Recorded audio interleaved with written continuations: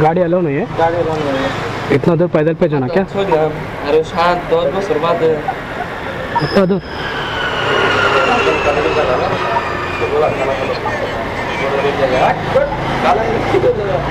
माने ना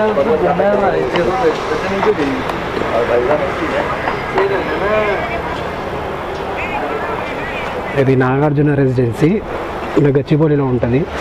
సిటీలో ప్రతి అపార్ట్మెంట్లోకి బైక్ అలో ఉంటుంది.